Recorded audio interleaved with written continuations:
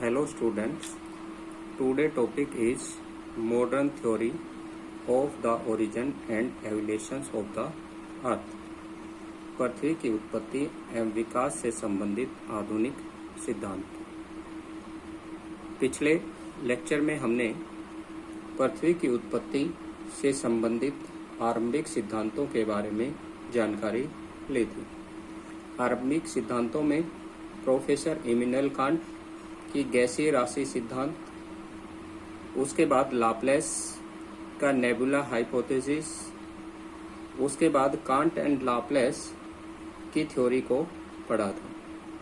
Chamberlain and molten ने प्लेनिजेमल्स theory और sir James jeans ने टाइडल हाइपोथेसिस थ्योरी के थ्रू अर्थ और यूनिवर्स के फॉर्मेशंस के बारे में हमें कुछ हाइपोथेसिस, कुछ परिकल्पनाओं की जानकारी दी थी। लेकिन ये जानकारियां जो थी ये बिना किसी एविडेंस के केवल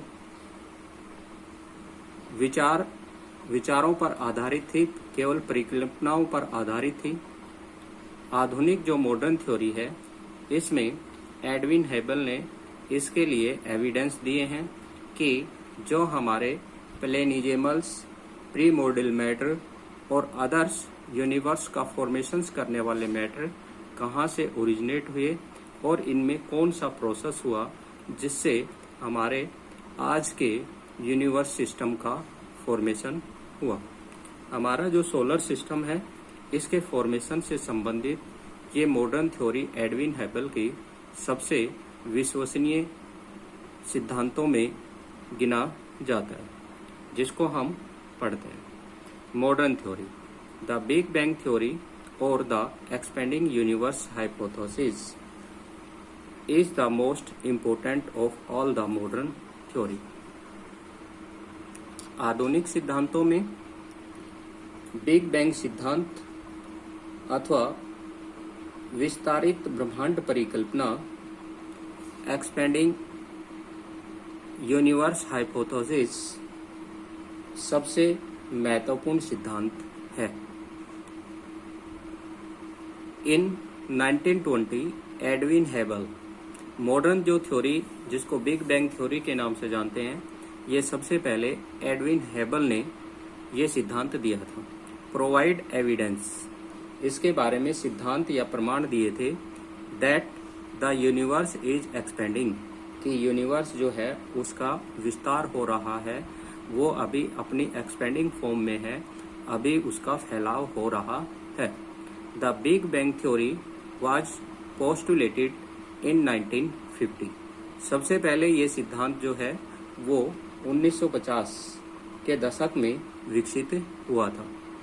इन 1960 1960 के अंदर इसमें कुछ बदलाव करके इसको फिर से वर्ल्ड के साइंटिस्ट के सामने एडविन हेबल ने प्रस्तुत किया एंड वैलिडेटेड इन 1972, और इसको वैलिड जो माना गया वो 1972 के बाद दिया गया, क्योंकि इस थ्योरी में जो भी कॉन्सेप्ट दिया था, जो भी एविडेंस दिए थे, उनको वर्ल्ड के साइंटिस्टों ने उनका परीक्षण किया, उनके बारे में जानकारी ली, और जब उनको ये सही लगा कि ये सिद्धांत पृथ्वी की उत्पत्ति के बारे में सही जानकारी देने वाला है, तब 1972 में इसको मान्यता प्रदान की, इसको सत्यापित किया।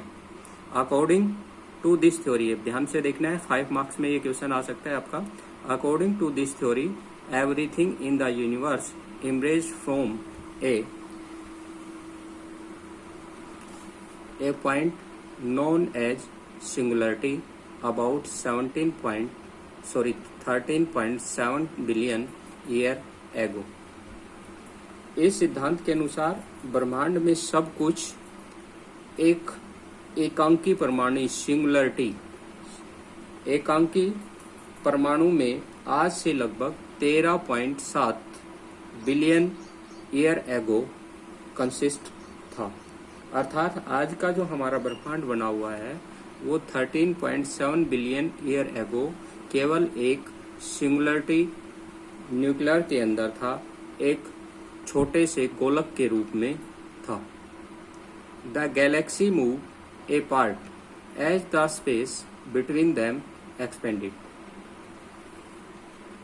समय बीतता गया और आकाशगंगाओं के बीच दूरियां बढ़ती गई और ये एक दूसरे से दूर होती चली गई। ए Galaxy is a large rotating aggressions of star held together by gravity. What do you mean Galaxy? Galaxy के बारे में आप क्या जानते हैं, गैलेक्सी क्या है? तो इसमें ये दिया गया है, ये Galaxy is a large rotating aggressions of the star held together by gravity. बहुत सारे तारों का समूह जो गुरुत्वाकर्षण बल के कारण एक दूसरे से जुड़े हुए हैं उसे हम गैलेक्सी कहते हैं। यानी बहुत अधिक तारों के घूमते हुए समूह को गैलेक्सी कहते हैं। आकाशगंगा तारों का समूह है जो घूम रहा होता है। गैलेक्सी को हिंदी में बोलते हैं आकाशगंगा। आकाशगंगा घूमते हुए तारों के समूह को देते हैं। A rotating star of group is known as galaxy. घूमते हुए तारों के समूह को गैलेक्सी कहते हैं। यूनिवर्स का जो फॉर्मेशन हुआ वो स्टार्टिंग के अंदर एक सिमिलर पार्ट के अंदर था, एक छोटे से पार्ट के अंदर सिंगुलरिटी, जिसको हमने ऊपर पढ़ा था, सिंगुलरिटी के अंदर पढ़ा था, और ये एक छोटे से पार्ट के रूप में था, एक छोटी सी टीनी बॉल, जैसे कि डायग्राम के अंदर दिखाया गया है। ये यहाँ पर एक ये छोटे से सिंगुलरिटी के अंदर था। पूरा यूनिवर्स जो था वो सब एक के अंदर ही छुपा हुआ था। Universe was much smaller in the beginning. बहुत ही छोटा था। As the universe expanded the hot radiations in the original fireball also expanded and cool down. इस सिंगुलरिटी के अंदर एक्सप्लोजन हुआ, इसमें विस्फोट हुआ, और विस्फोट होकर के इसमें लार्ज स्केल्स के अंदर जो है वो रेडिएशंस, गर्म जो है वो विकिरण उत्पन्न हुई, रेडिएशंस निकला और यह फैल करके ठंडा हो गया। Universe was much smaller in the beginning. As the universe expanded the hot radiations in the original fireball. जो फायरबॉल थी, आग का जो गोला था, इसके अंदर से तेजी से जब इसमें एक्सप्लोजन हुआ, विस्फोट हुआ, तो रेडिएशंस निकली, एक्सपेंडेड, और वो फैली एंड कूल डाउन, और धीरे धीरे वो ठंडी हो गई। Misty clouds of matter already exist. उस समय धूल के बादल जो थे वो उनका निर्माण हुआ। As those clouds collapsed upon themselves, ये धूल के बादल एक दूसरे के नजदीक आए। They were pulled together by own gravity, और इनको एक दूसरे की जो ग्रेविटी थी वो अपनी ओर आकर्षित करने लगी। जो ग्रेविटेशनल फोर्स था वो इनको अपनी ओर खींचने लगा। जो छोटे बादल थे वो बड़े बादलों की ओर आकर के और उसके अंदर इंटरमिक्स हो गए, उसके अंदर समाहित हो गए, and form cluster of galaxy, और उससे गैलेक्सी आकाश गंगाओं का निर्माण हुआ। With the galaxy themselves breaking up into the star like those of the Milky Way. उसके बाद गैलेक्सी में फिर से टकराव हुआ, यानी कि वो गैलेक्सी आपस में फिर से टूट गई, और टूट करके आपके छोटे स्टार का निर्माण हुआ, यानी तारों का निर्माण हुआ। दोज द मिल्की वे, जैसे कि मिल्की वे का निर्माण हुआ है, जो हमारी आकाशगंगा है। जिस आकाशगंगा में हमारा सोलर सिस्टम है, हमारा जो सन और प्लेनेट जिस गैलेक्सी के अंदर है उसका नाम मिल्की वे है। तो ये आपको ध्यान में रखना है। The star might have broken up to form their planet like those of our solar system. उसके बाद तारे भी टूट गए और उससे प्लेनेट का फॉर्मेशन, ग्रहों का निर्माण हुआ, और इसी प्रकार से हमारे सोलर सिस्टम का भी फॉर्मेशन हुआ। इसको मैं एक डायग्राम के थ्रू आपको समझाता हूँ, उसको आपको ध्यान से समझना है। एडविन हेबल ने अपने मॉडर्न थ्योरी में बताया कि हमारा जो यूनिवर्स है उसका फॉर्मेशन एक सिंगुलर एटम से हुआ है। ये हमारा सिंगुलर एटम था, जिसमें हमारा पूरा सोलर सिस्टम है और पूरा यूनिवर्स है, उसका फॉर्मेशन यहीं से हुआ है। इस सिंगुलर एटम में एक्सप्लोजन जो हुआ वो 13.7 बिलियन ईयर एगो हुआ, 13.7 बिलियन ईयर एगो। इसके अंदर जो है वो एक्सप्लोजन हुआ। इसमें जैसे ही एक्सप्लोजन हुआ, इससे लार्ज स्केल्स के अंदर रेडिएशंस, डस्ट पार्टिकल्स और गैसेज रिलीज हुई और ये चारों तरफ एक्सप्लोजन होकर के एक्सपेंडिंग हो गया, ये फैल गया। इससे हमारे यूनिवर्स के अंदर जो है वो क्लाउड्स का फॉर्मेशन हुआ। ये एक्सप्लोजन जो है वो हुआ और ये एक्सपेंडिंग हो रहा है। आज भी इसमें जो एनर्जी रिलीज हुई थी, जो डस्ट पार्टिकल्स और गैसेज रिलीज हुई थी, वो एक्सपेंडेड हो रही हैं, फैल रही हैं। ये जैसे ही फैलती गई, फैल करके इनका टेम्परेचर रिड्यूस हुआ, ये कूल हुई और कूल होकर के इनका जो डस्ट थे, गैसेज थी और अदर पार्टिकल्स थे, वो कूल होने से इनके अंदर कंडेंसेशन प्रोसेस इंक्रीज हुआ, इनमें संघनन होना ये स्टार्ट हुआ, ये एक दूसरे से नज़दीक जुड़ने लगे। ये एक दूसरे से जुड़ने लगे तो इनमें ग्रेविटेशनल फोर्स जो है वो इंक्रीज हुआ और ग्रेविटेशनल फोर्स से जो इनके सराउंडिंग एरिया में स्मॉल क्लाउड्स थे, डस्ट पार्टिकल्स थे, ये डस्ट पार्टिकल्स जो है वो इनके सराउंडिंग के अंदर राउंड करने लगे और ये राउंड करके ग्रुप ऑफ स्टार का फॉर्मेशंस हो गया इसमें, क्योंकि ये जो डस्ट पार्टिकल्स वगैरह थे इनको स्टार का नाम दिया और ये सारे जो हैं वो एक दूसरे के नज़दीक आकर के ये एक गैलेक्सी का फॉर्मेशन हो गया, जिसमें स्टार्टिंग में हमने पढ़ा था group of star is known as galaxy. जो घूमते हुए तारों के समूह हैं उनको हम गैलेक्सी कहते हैं। तो ये गैलेक्सी का फॉर्मेशन हो गया। टेम्परेचर रेगुलरली रिड्यूस हो रहा था, जिससे गैलेक्सी का जो वॉल्यूम था वो भी धीरे धीरे है वो श्रिंकिंग हो रहा था, वो भी धीरे धीरे सिकुड़ रहा था। और पिछले अर्लियर थ्योरी में हमने पढ़ा था कि कोई भी रोटेटिंग चीज जब श्रिंकिंग होती है, सिकुड़ती है, तो उसकी स्पीड जो है वो इंक्रीज हो जाती है और जब स्पीड इंक्रीज होती है तो उसमें उसके ग्रेविटेशनल फोर्स रिड्यूस हो जाता है और सेंट्रीफ्यूगल फोर्स इंक्रीज हो जाता है। ग्रेविटेशनल फोर्स जो उसको कंसिस्ट रखता है, एक साथ जोड़ करके रखता है, जबकि जो सेंट्रीफ्यूगल फोर्स होता है वो उसको आउटर साइड्स के अंदर मूव कर रहा होता है। जब दोनों में सेंट्रीफ्यूगल फोर्स और ग्रेविटेशनल फोर्स में डिफरेंस आ जाता है, जोन सा भी फास्ट हो जाता है, तो उसी साइड के अंदर प्रोसेस होना स्टार्ट हो जाता है। तो जैसे ही स्पीड इंक्रीज होती है तो इससे सेंट्रीफ्यूगल फोर्स जो होता है वो ग्रेविटेशनल फोर्स के कंपैरिजन में हाई हो जाता है, जिसके कारण से उसका अपर पार्ट जो है वो ब्रेक हो जाता है, टूट जाता है, उससे सेपरेट हो जाता है। और जैसे ही गैलेक्सी का टेम्परेचर रिड्यूस हुआ, उसका डायमीटर रिड्यूस हुआ, उसका रेडियस कम हुआ, तो उसकी स्पीड इंक्रीज हो गई। स्पीड इंक्रीज होते ही उसके अपर पार्ट जो था, सरफेस जो था, बाहर का जो पार्ट था, उससे कुछ एलिमेंट्स जो हैं, पार्ट जो है वो टूट करके सेपरेट हो गए और आपके स्टार का फॉर्मेशन हो गया। ये स्टार का फॉर्मेशन हो गया, इधर ये स्टार का फॉर्मेशन हो गया, इधर ये स्टार का फॉर्मेशन हो गया। इस प्रकार से स्टार का फॉर्मेशन हुआ। यही प्रोसेस फिर बाद में स्टार में होता है। स्टार जो है वो रोटेटिंग कर रहे होते हैं और रोटेटिंग करने से उनकी जो डायमीटर और रेडियस है वो रिड्यूस होता है, तो उनका सेंट्रीफ्यूगल फोर्स उनके ग्रेविटेशनल फोर्स से इंक्रीज हो जाता है और उससे टूट करके फिर कुछ पार्ट जो हैं वो उससे अलग हो जाते हैं। जो ये टूट करके पार्ट अलग हुए हैं, ये धीरे धीरे जो हैं वो अपनी एक सिंगल शेप के अंदर आ जाते हैं। सिंगल शेप में आते ही ये प्लेनेट का रूप ले लेते हैं और इससे ग्रहों का निर्माण होता है। ग्रह जब टूटते हैं तो उनसे भी कुछ पार्टिकल्स जो हैं वो टूट करके अलग हो जाते हैं और वो उनके रिवोल्यूशंस करने लग जाते हैं। जब ये रिवोल्यूशंस करते हैं तो उससे आपका जो है वो सैटेलाइट का फॉर्मेशन हो जाता है। इसलिए सबसे पहले गैलेक्सी का फॉर्मेशन ध्यान में रखना है आपको। गैलेक्सी से स्टार, स्टार से प्लेनेट और प्लेनेट से सैटेलाइट का फॉर्मेशन हुआ।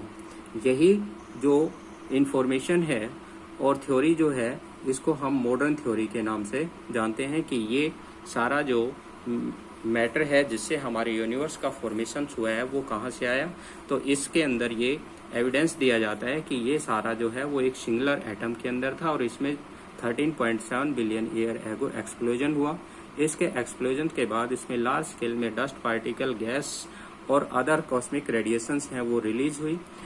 ये धीरे धीरे एक्सपेंड होने लगी और एक्सपेंड होकर के इनका टेम्परेचर रिड्यूस हुआ। रिड्यूस होने से इनमें जो है वो कोलिजन्स होना स्टार्ट हुआ, ये एक दूसरे के नज़दीक आने लगे। कोलिजन से इनमें स्पीड इनकी इंक्रीज हो गई और इनका अपर पार्ट टूट करके बाहर हुआ, जिससे प्लेनेट का फॉर्मेशन हुआ और प्लेनेट से आपके सैटेलाइट का फॉर्मेशन हुआ।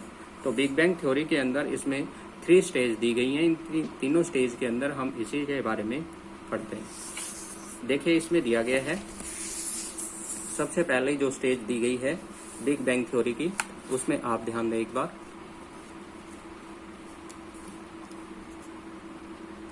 The big bang theory considered following stage of development of the universe. सबसे पहला आता है, in the beginning all matter of the universe was concentrated at one place forming a tiny ball. जो अभी ऊपर बताया था कि पूरा जो हमारे यूनिवर्स का फॉर्मेशन हुआ है वो एक सिंगुलर एटम से हुआ था, जिसको सिंगुलरिटी का नाम दिया था। तो इसमें भी यही कह रहा है कि matter of universe was concentrated at one place forming the tiny ball. It had very small volume, ये बात ध्यान में रखनी है, इसका वॉल्यूम बहुत ही कम था, यानी कि ये बहुत ही कम स्थान पर फैली हुई थी। एंड इन्फिनिट टेम्परेचर, और इनका जो टेम्परेचर था वो बहुत अधिक था। इन्फिनिट मीन्स है जिसकी हम गणना नहीं कर सकते, जिसको हम मेजर नहीं कर सकते। एंड डेंसिटी, और इसकी डेंसिटी भी बहुत अधिक थी, यानी कि इसका घनत्व भी बहुत अधिक था। तो इसका जो आयतन था वो कम था, लेकिन इसका तापमान और घनत्व बहुत अधिक था। ये आपको ध्यान में रखना है। नेक्स्ट आती है दूसरी जो स्टेज आती है, this tiny ball exploded violently at the time of big bang. Big bang की घटना के समय ये टीनी बॉल जो है इसमें एक्सप्लोजन्स हो गया, इसमें विस्फोट हो गया तेजी से, which lead to huge expansions about 13.7 billion year ago. The expansion still continues. ये जो एक्सपेंशन हो रहा है ये आज भी हो रहा है, क्योंकि हमारे जो गैलेक्सी हैं इनकी बीच की डिस्टेंस है वो आज भी इंक्रीज हो रही है, जिसको हम लाइट ईयर के थ्रू मेजर करते हैं। इसके बाद आता है आपका some energy was convert into matter. जो एनर्जी सिंगुलर एटम में एक्सप्लोजन होने से रिलीज हुई थी वो एनर्जी नेचुरली प्राकृतिक रूप से मैटर के रूप में, पदार्थ के रूप में कन्वर्ट होने लगी। With the expansion of the universe, जब यूनिवर्स है वो एक्सपेंस हो रहा था, उसके साथ साथ ये एनर्जी मैटर में कन्वर्ट होने लगी। आगे देखिए, expense of the universe. The expense was rapidly, particularly within the fractions of the second after the Big Bang। Big bang की घटना के कुछ ही सेकंड में यह विस्तार बहुत तेजी से हो गया, तेजी से इसका विस्तार हुआ। कुछ देर बाद विस्तार की गति धीमी हो गई। It slow down after some time, और कुछ समय के बाद इसकी गति जो है वो स्लो हो गई। द फर्स्ट एटम, और जब इसमें एक्सप्लोजन हुआ, एक्सप्लोजन से इसका एक्सपेंशन जो है वो फास्टली हुआ, लेकिन कुछ समय के बाद जो है ये स्लो हो गया। The first atom begin of the form with in 3 minute. Explosion के 3 मिनट के अंदर ही एक नया एटम है वो तैयार हो गया, एक नया परमाणु है उसका निर्माण हुआ। From the time the big bang took place. Big bang के 3 मिनट के बाद ही एक नया परमाणु का निर्माण हो गया और उसमें फिर से एक्सप्लोजन हुआ और फिर से एनर्जी रिलीज हुई, और फिर इसी प्रकार से हमारा यूनिवर्स जो है वो लगातार एक्सपेंस होता जा रहा है। जैसे कि डायग्राम में दिया गया है, यहाँ से आपका सिंगुलर एटम के अंदर एक्सप्लोजन हुआ, उसमें विस्फोट हुआ, विस्फोट होकर के फिर एक नया जो है वो एटम बन गया, नए एटम में फिर एक्सप्लोजन हुआ, फिर वो हो गया, और ये यहाँ से लेकर के यहाँ तक रेगुलर जो है इसके अंदर एक्सप्लोजन और एक्सपेंशंस जो है वो होते रहे, लगातार इसमें विस्फोट होते रहे और लगातार इसका विस्तार होता गया। तो ये थ्योरी थी मॉडर्न थ्योरी, जिसमें हमारे यूनिवर्स का फॉर्मेशन हुआ। इसमें लास्ट जो आती है वो आता है टेम्परेचर ड्रॉप 4500 केल्विन। जो तापमान है वो गिर गया लगभग 4500 केल्विन। जो आपके सेल्सियस के अंदर आता है तो 4226.85 डिग्री सेल्सियस तक टेम्परेचर गिर गया with in 3 lakh year, 3 lakh वर्षों तक from the big bang. Big bang की घटना के 3 लाख वर्षों तक जो तापमान है वो 4500 डिग्री केल्विन तक गिर गया। And gave rise to atomic matter, और उससे हमारे जो एटॉमिक मैटर है वो हमारे यूनिवर्स के अंदर तैयार होने लगे, इनका निर्माण हुआ। द यूनिवर्स बिकेम ट्रांसपेरेंट, और जो डस्ट पार्टिकल्स वगैरह थे वो सारे एटॉमिक मैटर में कन्वर्ट होकर के हमारा जो यूनिवर्स है वो ट्रांसपेरेंट हो गया, पूरा जो है वो पारदर्शी हो गया, क्योंकि इसमें जो डस्ट पार्टिकल और अदर गैसेस थी वो सारे एटम्स के अंदर कंसिस्ट हो गए, छोटे छोटे अणुओं के रूप में निर्मित हो गए, और हमारे पूरा जो ब्रह्मांड है वो पारदर्शी हो गया। इसके बारे में जो हमारे जियोग्राफर्स हैं उन्होंने भी अपनी जो हाइपोथेसिस दी, जिसमें Hoyle gives the concept of the steady state which is considered as the alternative of the big bang. Hoyle ने बिग बैंग के विकल्प के रूप में स्थिर अवस्था स्टेडी स्टेट कॉन्सेप्ट जो है वो दिया। According to this theory the universe has remains रफली the same at the point of time.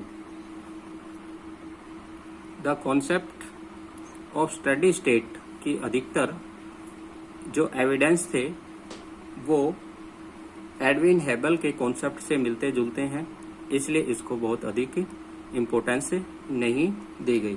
Remain रफली the same of the point of time with large evidence became the available about the expanding universe theory. जो Edwin हेबल ने expand universe theory दी थी उसी के evidence जो है वो इससे मिलते जुलते हैं। Hoyle concept has not found favour with the scientist and large number of scientist favour the big bang theory. इसलिए अधिकतर वैज्ञानिक जो थे वो बिग बैंग थ्योरी के ही फेवर में थे, इसलिए उसको बहुत अधिक इम्पोर्टेंस नहीं दी गई। तो ये था आपका यूनिवर्स का फॉर्मेशंस। 5 मार्क्स में ये आपका क्वेश्चन आ सकता है, तो इसको अच्छे से ध्यान में रखना है। यूनिवर्स के फॉर्मेशंस के बाद हमारे प्लेनेट और सैटेलाइट्स का फॉर्मेशंस कैसे हुआ, स्टार का फॉर्मेशन कैसे हुआ, ये हम आपको बताते हैं। इसके बाद आते हैं आपका the star formation. It is supposed that matter and energy were unevenly distributed in the early universe. जो आपके बिग बैंग का एक्सप्लोजन हुआ था, इससे आपके पूरे यूनिवर्स के अंदर जो एनर्जी और जो मैटर था वो अनइवनली डिस्ट्रीब्यूटेड था, सभी जगह पर एक समान उपलब्ध नहीं था। कहीं पर ये मैटर और एनर्जी अधिक थी तो कहीं पर ये कम थी। The difference in initial density gave rise to difference in gravitational force. जो मैटर और एनर्जी का अनइवनली डिस्ट्रीब्यूशन था, इस अनइवनली डिस्ट्रीब्यूशन ने स्टार्टिंग के अंदर डेंसिटी और ग्रेविटेशनल फोर्स को इंक्रीज करने और उनके फॉर्मेशन करने में हेल्प की। जहां पर ये अनइवनली डिस्ट्रीब्यूशन मैटर का था और एनर्जी का था, तो जहां पर डिस्ट्रीब्यूशन और डेंसिटी इनकी हाई थी वहां पर ग्रेविटेशनल फोर्स इंक्रीज हो गया।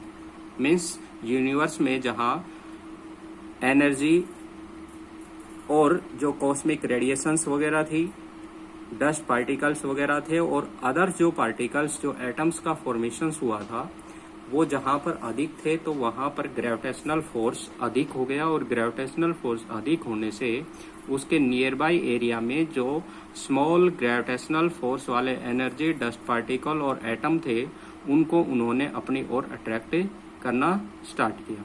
The difference in initial density gave rise to the of this difference the matter got draw together which form the base for development of galaxy, जिससे galaxy के formation को base provide हुआ।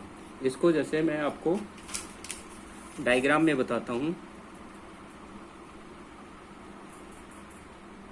जैसे हमारे universe के अंदर जो गैसेस वगैरह थी वो अनइवनली थी, कहीं पर ये अधिक थी, कहीं पर ये कम थी, ऐसे कहीं पर ये कम मात्रा के अंदर थी, कहीं पर ये अधिक मात्रा के अंदर थी, कहीं पर और कम थी, कहीं पर ये फिर से अधिक हो गई थी।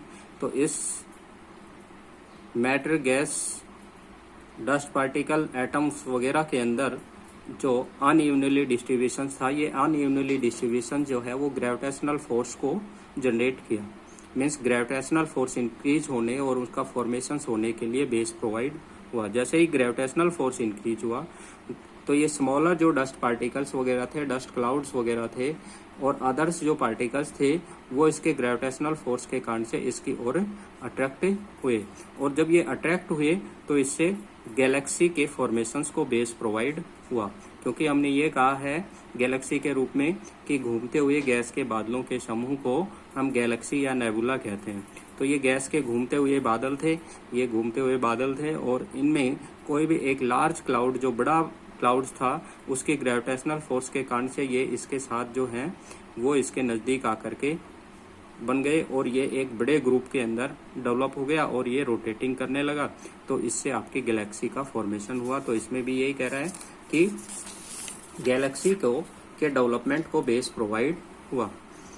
Difference the matter goat the together, जो मैटर थे वो एक दूसरे के नजदीक आने लगे, विच form the base for development of Galaxy, Galaxy के डेवलपमेंट को बेस प्रोवाइड हुआ। द गैलेक्सी आर सेपरेट और वास्ट डिस्टेंस, द गैलेक्सी जो है वो एक दूसरे से बहुत अधिक दूरी पर स्थित हैं, उससे दूर फैली हुई हैं। Such vast distance are measure in term of light year. इस प्रकार एक गैलेक्सी से दूसरी गैलेक्सी का जो फॉर्मेशन हुआ है, जैसे कि एक गैलेक्सी आपकी यहाँ पर बन गई, एक यहाँ पर बन गई, तो इनके बीच की जो डिस्टेंस है, इस डिस्टेंस को लाइट ईयर के थ्रू मेजर किया जाता है कि लाइट की जो डिस्टेंस है वो 1 ईयर के अंदर जो है वो कितनी डिस्टेंस कवर करती है। तो 1 ईयर के अंदर लाइट की जो डिस्टेंस है, ट्रेवलिंग, जो लाइट ट्रेवलिंग करती है वो डिस्टेंस कवर करती है 9.461.10 की पावर मल्टीप्लाई 10 की पावर 12 किलोमीटर। 9.461 मल्टीप्लाई 10 की पावर 12 किलोमीटर डिस्टेंस 1 ईयर के अंदर लाइट जो है वो ट्रेवलिंग करती है और लाइट की जो स्पीड है वो है 3 लाख किलोमीटर पर सेकंड। 3 लाख किलोमीटर पर सेकंड, 3 लाख किलोमीटर पर सेकंड की स्पीड से लाइट ट्रेवलिंग करती है और एक साल के अंदर जो लाइट ट्रेवल करती है वो 9.461 मल्टीप्लाई 10 की पावर 12 किलोमीटर की डिस्टेंस कवर करती है। तो एक गैलेक्सी से दूसरी जो गैलेक्सी है उसकी डिस्टेंस को मेजर करने के लिए लाइट ईयर की हेल्प ली जाती है और लाइट ईयर के अंदर जो डिस्टेंस होती है वो बहुत अधिक होती है, यानी कि एक गैलेक्सी से दूसरी गैलेक्सी तक लाइट को पहुंचने में भी कई वर्षों का समय लगे जाता है। तो इसमें आप देखिए, एक गैलेक्सी इज फॉर्म्ड बाई, ऊपर देखिए एक बार पहले, such vast distance is measure in term of light year. Diameter of galaxy vary from 80,000 to 150,000 light year. 80,000 से 1,50,000 लाइट ईयर का समय लगता है एक गैलेक्सी से दूसरी गैलेक्सी को में पहुंचने में। एक Galaxy is formed by एक्यूमुलेशंस of hydrogen gas, ये ध्यान में रखना है गैलेक्सी जो है वो किससे बनी हुई है। Accumulations of hydrogen gas in the form of very large cloud which is known as nebula. जिसमें बड़े बड़े जो नेबुला होती है, निहारिका होती है, उनके ग्रुप को हम गैलेक्सी का नाम देते हैं, जो हाइड्रोजन गैस से बनी